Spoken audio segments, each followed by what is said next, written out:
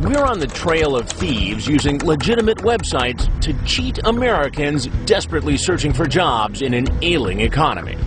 The scam? Pretend you're a real company, advertise jobs online, then send the new hires big checks and give them a reason to send some of the money back by Western Union. What the victims don't know is they are actually transferring their own money to the thieves, because those checks they've deposited into their accounts may look real, but they're really fakes. And when those counterfeit checks bounce, innocent people like Carol Browning, who thought she just landed a real job, are left holding the bag for thousands of dollars. It just turned my life upside down. So who are the crooks? And how do they wind up with the cash? Thanks for the opportunity to work for your business. I'm looking With the help of volunteers, Dateline starts applying for fake work-at-home jobs.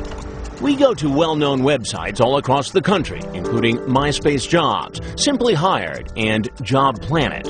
And we discover the scammers placing fake ads, stealing the names of real companies to look legitimate, pretending to be companies like Genentech, a cutting-edge biotech firm, Staples, the office supply powerhouse, even Goldman Sachs, the Wall Street giant. Sounds very prestigious. Before long, we're hired by some of the fake companies.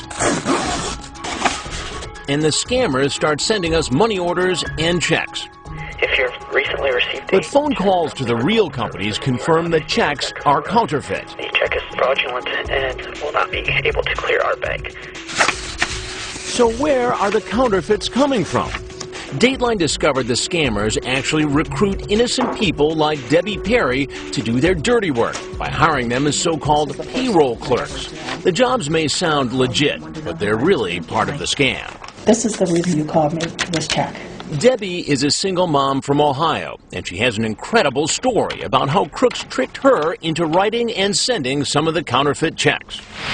It began when she met a man online. He called himself Jackson Rowland and sent her this picture.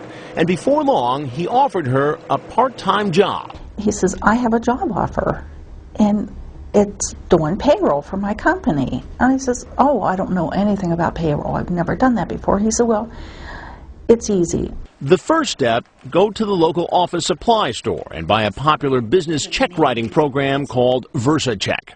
And then you get a VersaCheck printer and VersaCheck paper. He knew their price to the penny. So you got the feeling he had done this before. You know, I thought, well, he's legit. Debbie already had a regular job, but this was a chance to earn extra money in her spare time to put her son through college. So every week, her online boss would send her a payroll list with the names of people who were supposed to get what she thought were legitimate checks. Now I'm going to enter the routing number. So let me get this straight. He would give you the routing numbers and the account numbers. The routing number, the account number, the bank name. And what about the signature?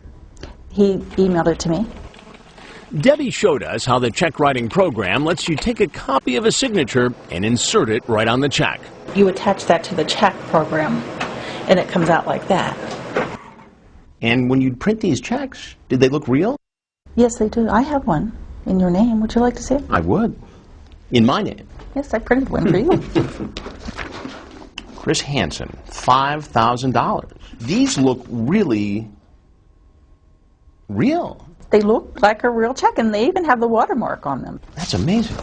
And in the beginning, you thought this was legitimate. Oh, yeah, I thought it was legitimate because he had the signature and everything. So Debbie began sending the checks out by FedEx and UPS all across the country, not knowing they were headed to people who were targets of the scam. How many checks do you figure you sent? Probably about 500 or 600. 500 or 600? Mm-hmm. Did you keep those receipts? I have them all. Can I see? Mm-hmm. Right here. Oh. This is how many I sent. Wow. That's nothing. Wow. And how long did this go on? That went on for a couple months before I realized what was going on. Looking back, Debbie says she feels guilty she didn't figure it out earlier, but she finally got suspicious and quit. But not before the scammer, who calls himself Jackson Rowland, had tricked her into sending out the same sort of counterfeit checks that fooled Carol Browning and thousands of other people looking for jobs. And where is the scammer? Dateline showed Debbie how to trace his emails. In Nigeria.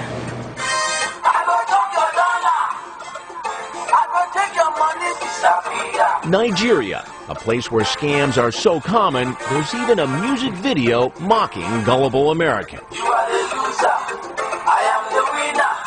Turns out thieves from Nigeria, likely operating out of an internet cafe like this one, had turned Debbie Perry into an unwitting puppet. We don't know how many people fell for the scam, but in all, Debbie sent out more than $750,000 in counterfeit checks. And she's not alone. How many other Debbies do you think are out there? Hundreds.